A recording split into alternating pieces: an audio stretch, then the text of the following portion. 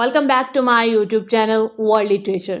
आज टॉपिक हम लोग डिस्कस करने वाले हैं वो है why I write by George Orwell. George Orwell वो राइटर हैं जो अपने रीडर को कंप्लीट मील देते हैं।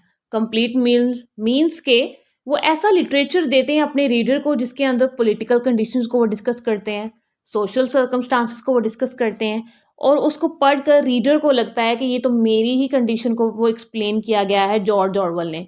क्योंकि हमारा पॉलिटिकल सिस्टम भी वही है जो कि जॉर्ज ऑरवेल ने ऑब्जर्व किया और उसके बारे में लिखा। और जॉर्ज ऑरवेल ऐसे लिटरेचर के वजह से बहुत ज़्यादा फेमस है क्योंकि उनकी जो पॉलिटिकल थिंकिंग है या फिर उनकी जो पॉलिटिकल अप्रोच है, पॉलिटिकल ऑब्जर्वेशन है, वो बहुत ज़्यादा है। और इन्होंने जो भी वर्क लिखे हैं वो अपने सोसाइटी की बेटरमेंट के लिए लिखे हैं। इसी वजह से जॉर्ज ऑरवेल मेरे बहुत ज़्यादा फेवरेट राइटर हैं क्योंकि जब भी इनको पढ़ने का मौका मिलता है तो कुछ नई चीज़ सीखने को मिलती है। हमने इनका बर्मीज़ डेज़ ऑलरेडी डिस्कस किया हुआ है, वो भी बहुत इंटरेस्टिंग इनका वर्क था। आज के ऐसे को भी स्टार्ट करते हैं। व्हाई आई राइट इनका ये जो ऐसे है ये आया था 1946 में। इन्होंने ये ऐसे लिखा क्यों था इस क्योंकि इन्होंने इसमें अपनी पर्सनल जर्नी को डिस्कस किया है। इन्होंने बताया है कि वो राइटर कैसे बने, राइटर बनने का ये जो इनके अंदर पैशन था वो कहाँ से आया, या फिर राइटर बनने का आइडिया एक्चुअली में इनको मिला कहाँ से। तो इन सब चीज़ों को इसको हम लोग मिनी ऑटोबायोग्राफी कहते हैं जो कि आज का हमारा ऐसे है। इसमें जॉर्ज ऑरवेल ने अपनी पर्सनल एक्सपीरियंस को जो है वो डिस्कस किया है और इन्होंने इसको 1946 के अंदर फर्स्ट जो इसका एडिशन आया था वो गैंग्रिल एक मैगजीन थी उसमें आया था। हमने जॉर्ज ऑरवेल को हमेशा जॉर्ज ऑरवेल के नाम से ही पढ़ा है कि उनका जो रियल नेम है वो जॉर्ज ऑरवेल है, बट उनका रियल नेम जॉर्ज ऑरवेल नहीं था। उनका चाइल्डहुड जो नेम है या फिर जिनका बर्थ नेम था वो था एरिक आर्थर ब्लेयर, जिनकी बर्थ हुई थी 25 जून 1903 में। इनकी डेथ हुई 21 जनवरी 1950 के अंदर। इंग्लिश नॉवेलिस्ट थे, एसेइस्ट थे, जर्नलिस्ट थे, साथ ही साथ क्रिटिक भी थे। इनके जो ओरिजिनल नेम था उन्होंने उसको अपने राइटिंग करियर में यूज़ नहीं किया। जॉर्ज ऑरवेल जो इनका नेम था वो इनकी जितनी भी राइटिंग्स हैं उनके साथ अटैच्ड होता है। और इन्होंने अगर हम लोग इनके जॉनर की बात करें या फिर इनके लिटरेचर की मेन कैरेक्टरिस्टिक्स की बात करें तो उसमें लूसिड प्रॉज है, इन्होंने सोशल क्रिटिसिज्म किया है, इन्होंने हमेशा टोटलिटेरियनिज्म की जो अपोजिशन है वो की है, इन्होंने जो डेमोक्रेटिक सोशलिज्म है उसको हमेशा सपोर्ट किया है। जॉर्ज ऑरवेल हमेशा सोसाइटी की बात करते हैं, पॉलिटिकल सिस्टम जितना ख़राब हो चुका है उसकी बात करते हैं। पॉलिटिक्स इतना कोई बुरा प्रोफेशन नहीं है, पॉलिटिक्स एक अच्छा प्रोफेशन है। इसके अंदर अगर हम लोग डेमोक्रेसी की बात करें, हम जस्टिस की बात करें, हम कॉमन मैन की बात करें, बट हमारे पॉलिटिशियंस जो हैं वो सिर्फ सेल्फ की बात करते हैं कि हमारे जो बैंक बैलेंस है वो इंक्रीज़ हुआ कि नहीं। अब जब हम लोगों को प्रेसिडेंसी मिली थी या फिर हमें जब पॉलिटिकल सिस्टम में आने का मौका मिला तो हमारे जो फाइनेंशियल रिसोर्सेज थे वो बढ़े हैं कि नहीं, वो सिर्फ खुद पे फोकस करते हैं। अगर वो कॉमन मैन पे फोकस करें तो हमारा पॉलिटिकल सिस्टम इतना बुरा नहीं है। अगर वो पॉलिटिकल सिस्टम को पॉलिटिकल सिस्टम ही रहने दें तो वो बहुत ही एक अच्छा प्रोफेशन है। अब आते हैं अपने ऐसे की तरफ। जैसे कि मैंने आपको लेक्चर के स्टार्ट में बताया कि ये एक मिनी ऑटोबायोग्राफी है जिसके अंदर फर्स्ट इन्होंने अपने राइटिंग करियर के अंदर पोएम्स लिखी, उसके बाद शॉर्ट स्टोरीज लिखी और उसके बाद ये एक ऐसी स्टोरी पे काम कर रहे थे जिसके अंदर वो सेल्फ की बात करें, कि माई सेल्फ की बात करें कि मैं एज अ राइटर क्यों हूँ राइटर, इसका रीज़न क्या है, इसके बिहाइंड क्या सीक्रेट है, मैं क्यों राइटर बना और मेरे अंदर ये जो आइडियाज़ है वो कहाँ से आते हैं या फिर मेरी जो थिंकिंग है वो डेवलप कैसे होती है। इस चीज़ को डिस्कस करने के लिए उन्होंने काफ़ी टाइम से अपने लिए काम कर रहे थे और व्हाई आई राइट जो ऐसे है 1946 में फाइनली इन्होंने पब्लिश करवाया था। ऐसे स्टार्ट इस तरह से होता है। सबसे पहले जॉर्ज ऑरवेल अपनी ऑब्जर्वेशन बताते हैं कि मैं जब यंग एज में था, जब मुझे थोड़ा सा सोचने समझने की मेरे अंदर ये जो विट आया तो उसके बाद से ही मुझे पता था कि मैं जो हूँ एक राइटर बन सकता हूँ या फिर मुझे एक राइटर बनना चाहिए। इसको मैंने ना कुछ अरसे बाद छोड़ना भी चाहा इस आइडिया को कि मुझे राइटर नहीं बनना चाहिए, लेकिन ये जो मेरा आइडिया था छोड़ने का वो गलत था। मुझे पता चल गया कि मेरा एक रॉन्ग डिसीजन है अपने राइटिंग करियर को छोड़ने का। मुझे एक राइटर बनना है और एक ऐसा राइटर बनना है जो कि सोसाइटी के लिए काम करता हो, सोसाइटी के उन इश्यूज़ को डिस्कस करे जो मेरी सोसाइटी को ख़राब करते हैं। ऑरवेल बताते हैं कि वो एक लॉनली चाइल्ड थे अपने चाइल्डहुड में। उसकी वजह से जब वो स्टोरीज़ को नरेट करते थे तो वो इमेजिनरी कैरेक्टर से बात करते थे।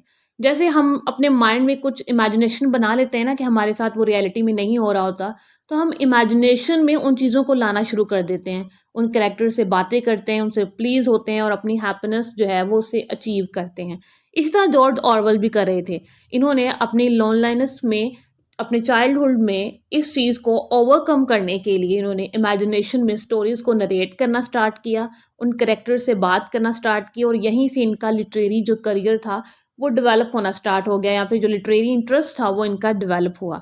उसके बाद फर्स्ट वर्ल्ड वॉर होती है, उसमें जॉर्ज ऑरवेल अभी बच्चे ही थे, लेकिन इन्होंने अपनी जो पोएम्स थी वो पब्लिश करवाई थी, एक लोकल न्यूज़पेपर था और यहाँ से इनका जो लिटरेरी करियर है वो स्टार्ट हो जाता है। जॉर्ज ऑरवेल अपनी 20s में इनका जो एम्बिशन था वो ये था कि ये ऐसी राइटिंग्स लिखें जिनकी अनहैप्पी एंडिंग हो, इनॉर्मस नेचुरलिस्टिक नॉवेल्स हों, डिटेल्ड डिस्क्रिप्शंस हों, साथ ही साथ उसमें ऐसे पैसेजेस हों, पर्पल पैसेजेस हों और उनके जो वर्ड्स हों उसके अंदर कुछ साउंड हो, मीन्स कि उनका कोई थोड़ा-सा वेट हो, ऐसे वो वर्ड्स को यूज़ करें। जैसे कि इनका वर्क आया था बर्मीज़ डेज़ 1934 में, ये इसके इनके उसी वर्क की एग्ज़ाम्पल है जिसकी एंडिंग जो है वो अनहैप्पी होती है। उसके बाद जॉर्ज ऑरवेल ने 4 मोटिव्स को डिस्कस किया है। जब भी कोई राइटर बनता है या फिर कोई राइटर बन रहा होता है तो उसके बिहाइंड 4 मोटिव्स होते हैं। सबसे पहले है ईगोइज़्म, नेक्स्ट है aesthetic enthusiasm, historical impulse, political purpose. ये 4 मोटिव्स हैं। अब इन मोटिव्स को एक-एक करके हम लोग समझने की कोशिश करते हैं। सबसे पहले है ईगोइज़्म। ईगोइज़्म होता है कि ऐसी डिज़ायर कि हमारे अंदर हमारी विश हो कि हम जो है ना वो थोड़ा-सा क्लेवरली सोचें। हमारा जो इंटेलेक्ट है वो बहुत फ़ास्टली काम करे और हम ऐसी चीज़ को सोचें जो कॉमन मैन नहीं सोच सकता है। और ऐसे पर्सन के बारे में जब वो ज़िंदा है तो तब भी बात की जाए और उसकी डेथ के बाद भी बात की जाए। जैसे कि हमारा राइटर होता है, जैसे कि जॉर्ज ऑरवेल है, वो क्लेवरली सोचते हैं, तभी तो वो हमें पॉलिटिकल सिचुएशंस के बारे में बताते हैं, वो हमें सोशल सर्कमस्टांसेस के बारे में बताते हैं। और साथ-साथ नेक्स्ट जो उनके बारे में जब वो लिखते हैं, पब्लिश करवाते हैं, तब भी उनके बारे में बात की जाती है। जब वो ज़िंदा होते हैं, उनकी डेथ के बाद जब उनके काम को पढ़ा जाता है, उनके लिटरेचर को पढ़ा जाता है, तब भी उनके बारे में बात की जाती है। तो मेन जो मोटिव फर्स्ट होता है किसी भी राइटर का, वो ये होता है ईगोइज़्म।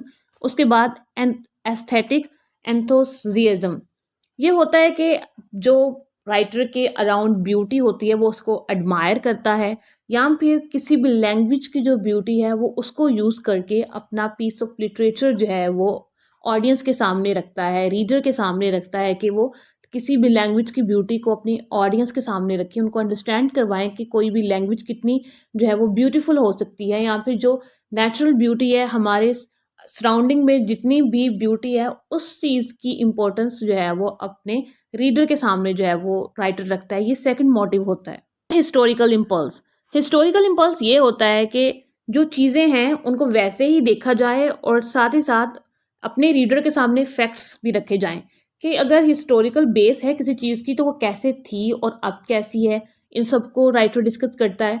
उसके बाद राइटर जो है वो अपने रीडर के सामने प्रूफ के साथ जो है ना वो फैक्ट्स रखता है। तो थर्ड मोटिव ये हो गया राइटर का कि वो राइटर क्यों बनता है उसके पीछे। फोर्थ पॉइंट जो है ना वो है पॉलिटिकल पर्पस। पॉलिटिकल पर्पस ये होता है कि लोगों का माइंडसेट चेंज करना है, उनका व्यू चेंज करना है। वो जैसे रह रहे हैं या फिर जैसे रहना चाहते हैं, उनके माइंडसेट को थोड़ा-सा चेंज किया जाए, उनके अंदर जो है वो अवेयरनेस लाई जाए।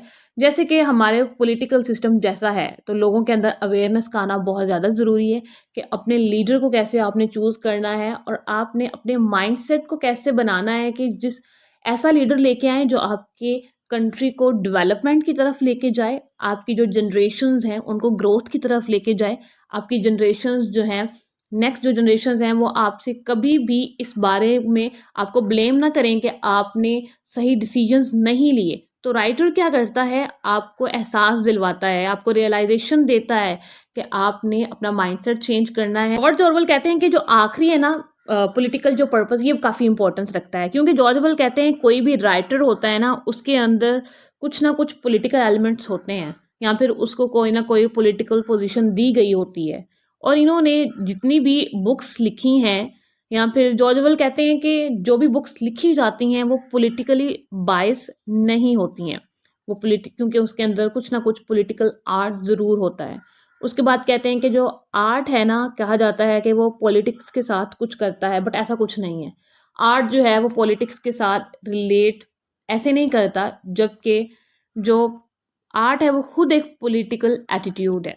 जॉर्ज ऑरवेल जो है वो अपनी पॉलिटिकल राइटिंग्स की वजह से बहुत ज़्यादा फेमस थे, या फिर उनको एक पॉलिटिकल राइटर भी कहा जाता था। जैसे कि इनका एक नोवेला आया था एनिमल फार्म, उसके बाद इन्होंने अपना ये वर्क लिखा था व्हाई आई राइट, और उसके बाद इनका फाइनल नोवेल वर्क आया था जो कि था 1984। ये सारे इनके पॉलिटिकल वर्क हैं और इन्होंने इसके अंदर पॉलिटिकल सर्कमस्टांसेस को डिस्कस किया है, पॉलिटिकल सिनेरियोज को इन्होंने डिस्कस किया है। स्पेनिश सिविल वॉर हुआ था 1936 में, तो जॉर्ज ऑरवेल को अपनी पोजीशन बहुत ज़्यादा पता थी। जॉर्ज ऑरवेल खुद के बारे में कहते हैं कि मैंने जो भी आज तक लिटरेचर लिखा है, जो भी आज तक काम लिखा है, जो भी मैंने 1936 से लेकर अब तक जो भी मैं लिख चुका हूँ या फिर जो लिख रहा हूँ, डायरेक्टली और इनडायरेक्टली, वो किस चीज़ के अगेंस्ट है? टोटलिटेरियनिज्म के अगेंस्ट है। जो टोटलिटेरियनिज्म सिस्टम है हमारी गवर्नमेंट का, मैं उसके अगेंस्ट हूँ टोटली। मैं डेमोक्रेटिक सोशलिज्म के लिए लिखता हूँ, जितना कि मुझे समझ आता है अकॉर्डिंग टू जॉर्ज ऑरवेल। तो जॉर्ज ऑरवेल ने ऑब्वियसली हमेशा डेमोक्रेटिक सोशलिज्म की बात की है, उन्होंने जस्टिस की बात की है, इक्वालिटी की बात की है। ऐसे को एंड इस तरह से वो करते हैं, कहते हैं कि जब से मैंने 1936 से लिखना स्टार्ट किया था, तब से मेरी हमेशा से कोशिश थी कि मैं जो पॉलिटिकल राइटिंग है इसको एक आर्ट के अंदर कन्वर्ट कर सकूं। लेकिन जॉर्ज ऑरवेल जानते थे कि इनका जो भी काम है वो एक पब्लिक स्पिरिटेड नहीं है। हमारी आवाम, हमारी पब्लिक, हमारा कॉमन मैन क्या इन चीज़ों को पढ़ना चाहता है? क्योंकि लिटरेचर बहुत ही एक स्पेसिफिक ग्रुप के लिए होता है। लिटरेचर हर कोई नहीं पढ़ता, और ये जो अवेयरनेस है ये देना बहुत ज़्यादा इम्पोर्टेंट है कि लिटरेचर जस्ट किसी भी लिटरेरी मैन के लिए नहीं है। लिटरेचर जो है वो कॉमन मैन के लिए भी है। लिटरेचर हमें अवेयरनेस देता है, हमारी सोसाइटी की उन चीज़ों को डिस्कस करता है जो नॉर्मली जो है वो डिस्कस नहीं की जाती। हमारे टॉक शोज़ में नहीं डिस्कस किया जाता, हमारे जितने भी पॉडकास्ट हैं उनमें नहीं डिस्कस किया जाता इन चीज़ों को। बट लिटरेचर जब कोई राइटर लिखता है तो उसका पर्पस यही होता है कि वो अपनी सोसाइटी के कॉमन मैन को भी अवेयरनेस दे सके।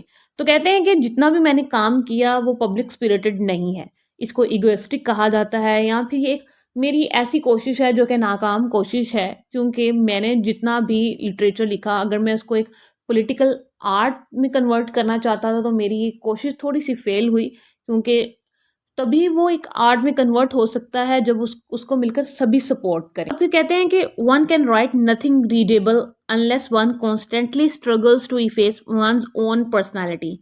कहते हैं कि तब तक कोई जो है वो रीडेबल चीज़ नहीं लिख सकता है, कोई रीडेबल पीस ऑफ लिटरेचर को नहीं लिख सकता है जब तक वो खुद की पर्सनालिटी का सामना करना ना जानता हो, उसके अंदर क्या एरर्स हैं वो उसको ना जानता हो, खुद की उसकी सेल्फ के अंदर क्या प्रॉब्लम्स हैं, जब तक कोई इंसान उसको नहीं फेस करता तब तक वो ऐसी चीज़ नहीं लिख सकता है जो कि रीडेबल हो, जिसको अप्रिशिएट किया जा सके। और जॉर्ज ऑरवेल ने जितने भी अपने वर्क्स लिखे हैं, उनका जो इनकी विट था वो इंक्रीज़ किस तरह से हुआ था, क्योंकि जॉर्ज ऑरवेल अपने बचपन से लेकर जब तक उनकी डेथ हुई उन्होंने बहुत कुछ देखा। अपनी सोसाइटी में बहुत सारे अपहेवल्स देखे, जिसमें वॉर्स होंगी, स्पेनिश सिविल वॉर हो गया, उसके बाद वर्ल्ड वॉर 1 हो गया, वर्ल्ड वॉर 2 हो गया। तो ये सारी इन्होंने चीज़ें देखी और इस चीज़ ने इनकी जो राइटिंग है उसको शार्पन किया, और इनके अंदर जो इंटेलेक्ट था वो हाई हुआ, इनका एक्सपीरियंस बढ़ा। और ये थी जॉर्ज ऑरवेल का आज का ऐसे व्हाई आई राइट। उन्होंने बताया कि मैंने क्यों लिखना स्टार्ट किया, कि मैं लोनलीनेस में था और उसकी वजह से मैंने स्टोरीज़ को नरेट करना स्टार्ट किया। देन पॉलिटिकल सिस्टम ऐसा हुआ, पॉलिटिकल सिचुएशंस ऐसी आई कि मैंने उनको ऑब्जर्व किया। फिर मैंने सोचा कि मुझे लिखना चाहिए और मैंने लिखा, और अपनी जो कॉमन मैन है उसको मैंने बताया है कि हमारी सोसाइटी में क्या हो रहा है। आई होप कि आपको यहाँ तक समझ आ गई होगी। वीडियो को लाइक और शेयर और चैनल को ज़रूर सब्सक्राइब कर दीजिएगा, और अपना जो रिव्यू है वो ज़रूर शेयर कीजिएगा कि आपको जॉर्ज ऑरवेल को पढ़कर कैसा लगा, जॉर्ज ऑरवेल के मैसेजेस कैसे लगे और उनका लिटरेचर आपको कैसा लगा।